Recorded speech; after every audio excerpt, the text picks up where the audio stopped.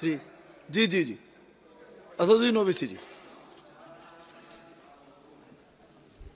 मोहतरम चेयरमैन साहब, आपका बेहद शुक्रिया कि आपने मुझे सदर जमहूरिया के खुतबे पर बोलने का मौका दिया।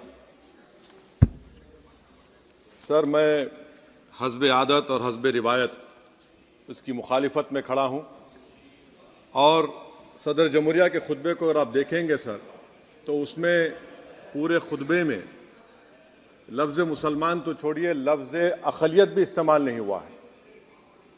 और मैं बड़ी ज़िम्मेदारी के साथ आपके सामने अर्ज़ कर रहा हूँ कि भारत में 14% मुसलमान जो आबादी के लिहाज से 17 करोड़ आते हैं, वो आज पिछले 10 साल में नरेंद्र मोदी की सरकार में अपने आप को एक गैर यकीनी कैफियत में पाते हैं, अपने सोचते हैं कि हमारी शनाख्त को ख़तरा है, हमारे वजूद को ख़तरा है। और मैं बड़ी ज़िम्मेदारी के साथ कह रहा हूँ कि जज्बात में लाए बगैर कह रहा हूँ कि आज 17 करोड़ मुसलमान अपने आप को ऐसा समझते हैं कि जिस ज़माने में हिटलर के ज़माने में यहूदी अपने आप को समझते थे। और उसकी मैं बताता हूँ क्यों समझते हैं, बताता हूँ आपको चंद मिनट में। सर, मिसाल के तौर पर आप देखिए खुतबे सदारत के हिस्से तहरीर का 32वां पैराग्राफ 32 पैराग्राफ में ड्रॉप आउट रेट का जिक्र हुआ, स्कूलों में इंदराज यानी एनरोलमेंट का जिक्र हुआ, एससीज का नाम लिया गया, एसटीज का नाम लिया गया, ओबीसीज का नाम लिया गया, लफ्ज़ अक़लियत का नाम नहीं लिया गया, मुसलमान तो छोड़िए। और सबसे ज़्यादा ड्रॉप आउट इस मुल्क में अगर स्कूलों में है तो मुसलमानों में है। सबसे कम एनरोलमेंट अगर है तो मुसलमानों में हायर एजुकेशन में। गवर्नमेंट का डेटा है सर कि मुसलमानों का जो स्टूडेंट ड्रॉप आउट है वो 14.42 से क्लास 1 से शुरू होता और वो क्लास 6 और 8 को पहुंचे अब तक वो 10.76 को पहुंचता है। ये गवर्नमेंट का डेटा है, यानी क्लास 1 से क्लास 6 8 तक ये हाल है। आपने क्या किया सर इस बजट में? प्री मैट्रिक स्कॉलरशिप को सिर्फ 9th क्लास तक महदूद कर दिया और इसमें आपने पैसे कम कर दिए प्री मैट्रिक स्कॉलरशिप में। और सर 2022-23 का बजट आप देखिए, 5026 करोड़ रुपए दिए गए थे, जिसमें से सिर्फ 663 करोड़ इस्तेमाल हुए। अब आप आ जाइए सर, AISHE का डेटा है कि हायर एजुकेशन में मुसलमानों का 8.5 ड्रॉप आउट रेट हुआ है। 2020-21 में गवर्नमेंट का डेटा बता रहा है कि 1,80,000 मुसलमान हायर एजुकेशन में नहीं है। प्री मैट्रिक स्कॉलरशिप को आपने 423 करोड़ था, उसको आपने इस साल 326 कर दिया। मौलाना आज़ाद फेलोशिप को 45 करोड़ कर दिया। MCM जो 44 करोड़ था 33 करोड़ कर दिया। बताइए, जो सबसे ज़्यादा जिसका कम्युनिटी का ड्रॉप आउट रेट है और जो हायर एजुकेशन नहीं, उससे आप ये बर्ताव करते हैं। सर, दूसरी बात यह है कि हम ये देख रहे हैं कि 10 साल में इस सरकार में कोई हद नहीं छोड़ी है गलत हुक्मरानी की, नफरतों को भड़काने की, कोई हद नहीं छोड़ी गलत फहमियों को फैलाने की, और कोई हद नहीं छोड़ी इस मुल्क के अवाम नास को तर्क करने की। इस 10 साल में हमने क्या देखा सर? जमहूरियत हमारे वतन अजीज की को बचाना बहुत ज़रूरी है। ये गरीबों के लिए और कमज़ोरों की एक बहुत बड़ी ताकत है। मगर 10 साल में 9.5 साल में क्या हुआ? सिर्फ एक शख्स को मजबूत कर दिया गया, एक मजहब को मजबूत कर दिया गया, एक आइडियोलॉजी, एक नज़रिए को मजबूत कर दिया गया, एक शनाख्त को सब शनाख्त के आगे दूसरी शनाख्तों को मिटाने की कोशिश की गई, एक ज़बान को मजबूत कर दिया गया। तो हमारी जमहूरियत तो खोखली हो चुकी है। और सर, कोई भी हुकूमत और पार्टी सिर्फ जबर और इस्तेसाल पर कायम नहीं रह सकती है सर। दूसरा पॉइंट सर जो मैं आपके सामने अर्ज करना चाह रहा हूं, CAA के कानून के ताल्लुक से मरकजी एक वजीर ने अखबार में बयान दिया कि हम 8 दिन में करने वाले हैं। आप 8 दिन में करेंगे, 8 दिन में एहतजाज शुरू होगा मुल्क के कोने कोने में। आप CAA को मजहब से खत्म कर दीजिए, मजहब से जोड़ेंगे तो आपका इरादा बुरा है। आप भारत की अक़लियतों को, भारत के मुसलमानों को, दलितों को आप परेशान करने का आपका इरादा है। सर दूसरी बात यह है कि CAA के खिलाफ क्यों हम हैं? क्योंकि सीमांचल के मुसलमान को आप बांग्लादेशी कहते हैं। कोई मिनिस्टर मुझे कहता है कि घुसपैठी है, रोहिंग्या है। तो CAA को मजहब से जोड़ना गलत था, उसको निकालिए। मगर हमारे देश के प्रधानमंत्री सर, वतन अजीज के वजीर आजम, मैं बड़ी जिम्मेदारी के साथ कह रहा हूं कि मैं अपने बचपने में जब हिस्ट्री पढ़ता था तो मैंने एक स्टैचू की फोटो देखी थी, प्रीस्ट किंग ऑफ मोहनजोदारो। ऐसा लगता है कि वैसा ही लग रहा है कि प्रधानमंत्री नहीं है बल्कि पुजारी सम्राट बन चुके हैं वो।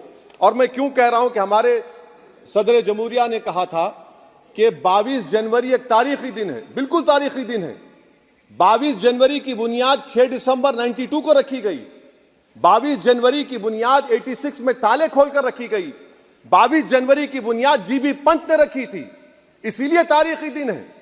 और तारीखी दिन इसलिए भी है कि सर इसी ऐवान में 16 दिसंबर 1992 को हमने एक रेजोल्यूशन पास किया था। आप बताइए कि आज इस मुल्क में चाहे कोई सेकुलर पार्टी का हो या जो भी हो, वाले सब सेकुलर है, बुरा मैं हूं, किसी में हिम्मत नहीं है कि 6 दिसंबर की बात की जाए। और वो तारीखी दिन इसलिए भी है सर, इंसाफ करने वालों में एक NCLT के चेयरमैन, एक गवर्नर और एक नामजद शुदा रुकने पार्लियामेंट बैठे हुए थे। अब आप बताइए मेरे पास बचा क्या है? बचा यह है कि आर्टिकल 32 बचा है जिसको बाबा साहब अम्बेडकर ने दिया। आज मुल्क के 17 करोड़ मुसलमान भारत के वजीर आजम पर एतमाद भरोसा नहीं करते, बिल्कुल नहीं करते, बता रहा हूं, खुल के कह रहा हूं।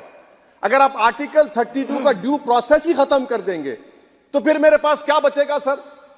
क्या बचेगा? मैं तो यहां खड़े होकर वो सुप्रीम कोर्ट के मायानाज बेबाक वकील दुष्यंत दवे की तरह तो नहीं कह सकता। मुझे आज भी रूल ऑफ लॉ में भरोसा है, मुझे आज भी कानून पर, संविधान पर भरोसा है, मगर ड्यू प्रोसेस तो फॉलो होना चाहिए। ड्यू प्रोसेस फॉलो नहीं हो रहा। एक तारीखी दिन 22 जनवरी था, एक तारीखी दिन 31 जनवरी था। सर रात के अंधेरे में अपील किए बगैर आप आरे लेकर रास्ता खोल देते हैं। क्या पैगाम दे रहे हैं सर? 600 साल की मेहरौली की मस्जिद को बगैर को नोटिस दिए आपने डिमोलिश कर दिया। मैं जिम्मेदारी के साथ कह रहा हूं कि भारत के प्रधानमंत्री और उनकी सरकार भारत के मुसलमानों से उनकी शनाख्त को छीनना चाहते हैं।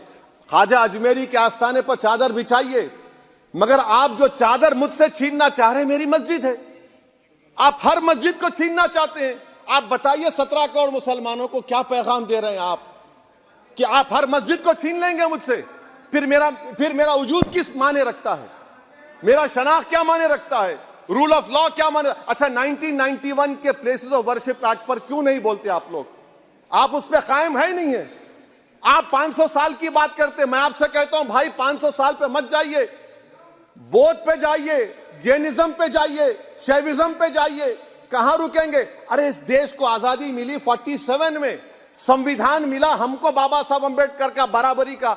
उससे पहले तो राजा रजवाड़े थे, जमहूरियत नहीं थी, लोकतंत्र नहीं था, मगर आप उसको उस बारे में लेके जाते हैं। अरे 500 साल आगे क्या होगा बताइए? आप किसी एक सिविलाइजेशन, सर अंग्रेजी में किसी ने कहा था, civilisation can not be rewritten by hatred, history can not be corrected by demolition. आप ये नहीं कर सकते। और मैं उम्मीद करता हूं कि जब मौर्रिख तारीख लिखेगा, नरेंद्र मोदी इस मुल्क में तारीख लिखना चाहते हैं। क्या तारीख लिखना चाहते हैं? कि मैंने इस देश को, गांधी अंबेडकर के देश को मैंने हिंदू राष्ट्र बना दिया। मैं उम्मीद करता हूं कि हमारे भारत के हमारे हिंदू भाई देश के प्रधानमंत्री की सोच को नाकाम करेंगे, उन पर है। अब देखते हैं क्या होता है। सर नेबरहुड फर्स्ट की पॉलिसी है। नेबरहुड फर्स्ट क्या हो रहा है सर? हम सोशल मीडिया के जरिए फॉरेन पॉलिसी चला रहे हैं। मालदीव छोटा मुल्क, वो हमको आंख दिखा रहा है, चीन की गोद में बैठ गया।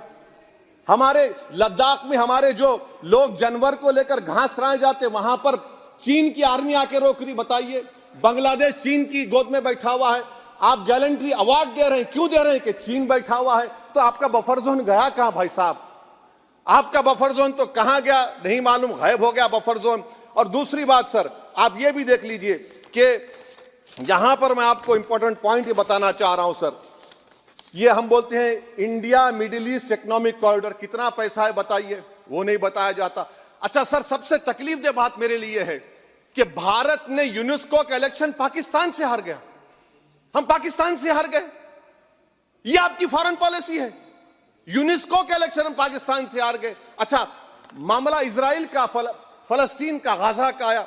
अक्टूबर में 10,000 लोग मर गए, हमने यूएन में सीज फायर की तायीद नहीं की। दिसंबर आया, 20,000 मर गए, तो हमने तायीद कर दी। क्यों तायीद की? क्योंकि ग्लोबल साउथ को हमको फॉलो करना पड़ रहा है। भारत ग्लोबल साउथ को फॉलो कर रहा है। मेरे लिए तकलीफदेह बात है।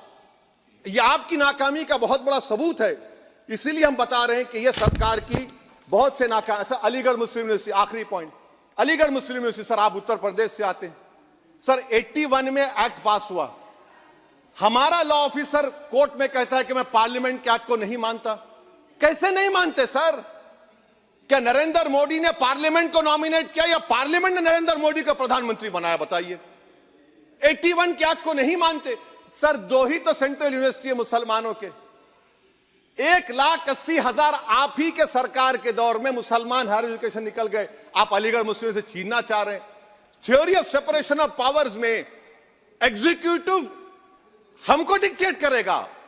मेरी आवाज तो पार्लियामेंट है, अब मेरी आवाज के खिलाफ एग्जीक्यूटिव सुप्रीम कोर्ट में बोलता है। अलीगढ़ मुस्लिम यूनिवर्सिटी से इतनी नफरत क्यों है आपको? वहां पर तो हिंदू भाई भी पढ़ते हैं। सर, ये अलीगढ़ मुस्लिम यूनिवर्सिटी का मामला है सर।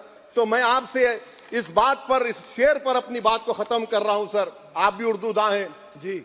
मसीहाओं को जब भी आवाज दी है, अहमद फराज का शेर है जी जी। मसीहाओं को जब भी आवाज दी है, पलट कर आगे हर बार कातिल। मसीहाओं को जब भी आवाज दी है, पलट कर आगे हर बार कातिल।